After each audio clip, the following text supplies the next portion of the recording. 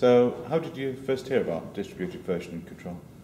Well, I originally heard of distributed version control when I saw a Git presentation, actually by the Git team. We happened to be at the same conference, and they did a session on it. And at the time, I thought it was extremely clever technically. I just wasn't quite sure whether I would actually use it, because at the time it was command line only.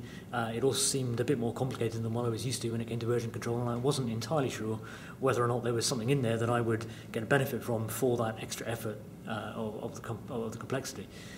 So that was my first experience, and it was extremely interesting, and I kind of filed it away for later, but at the time I wasn't immediately inclined to jump on it at that point.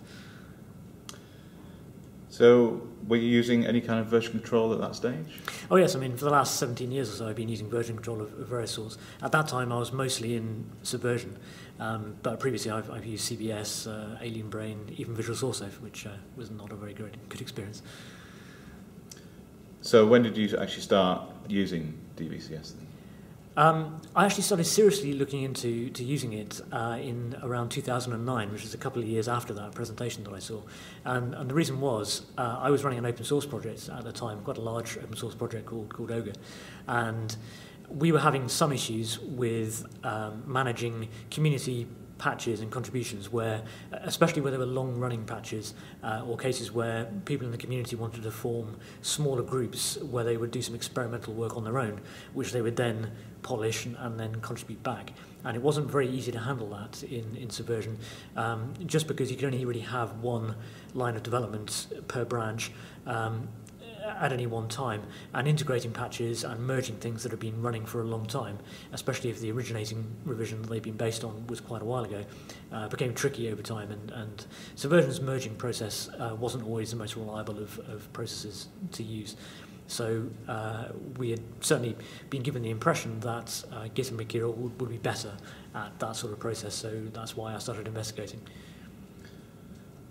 So was the merging the main reason why you kind of made that move? Was there any other aspects? It was the ability, it was the merging reliability, and it was also the ability for groups of people to go off and do their own thing in their own private fork, so that they could collaborate with each other without having to have commit access to the main authoritative repository where we're doing all of our official releases and all of our official supports.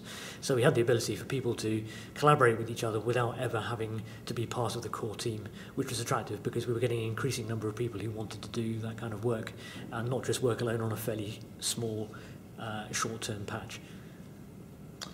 So was the open source project you were working on, was that your first experience of a distributed version control within a team environment? It was, yeah.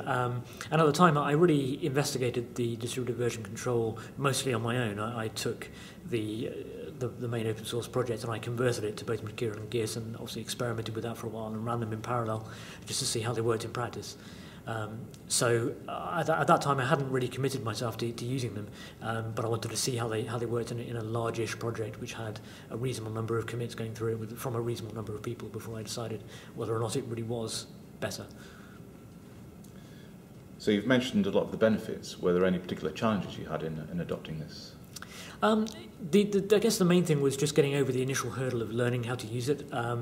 Although by and large the concepts are quite similar, so you're still committing, you're still then synchronizing with other people, there are additional steps because of the fact that it is able to be distributed. So there was a learning process that I had to go through, and the same thing really happened for the rest of the team as well. I guess unless you've come from the distributed version control first, it is a bit of an adjustment because obviously as a fairly veteran developer, you've used a centralized version control system for a long time, and there are certain processes and certain attitudes and approaches to things that you've perhaps ingrained into your normal development process, which when you come to distributed version control it looks a bit different, and you have to adjust your mental process. So having gone through all that adoption, is there anything you'd want to say to other developers or teams that are currently using Subversion or other centralized models?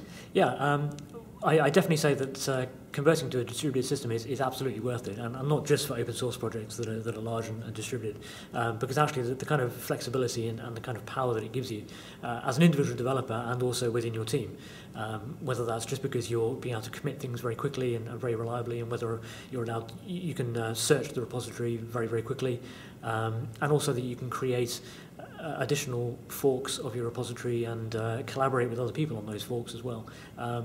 From really the individual developer all the way up through the team, there's an awful lot of benefits that you get out of making that transition. So even though it may look a little bit challenging at first if you're new to it and you've come from Subversion or some other centralized system, once you get over that initial hurdle, there's an awful lot of other benefits that perhaps you might not have appreciated or thought that you would use initially. But these things then start to move into your frame of reference, and you start using them in your project, and they really do provide some significant benefits. So I would say if you haven't used it yet and if you haven't tried it, even if you're not running a large open source project or sort of typical use cases for these things, it's definitely worth checking out, because the power that you get from it is significant. Okay, Steve, thank you very much. Thank you.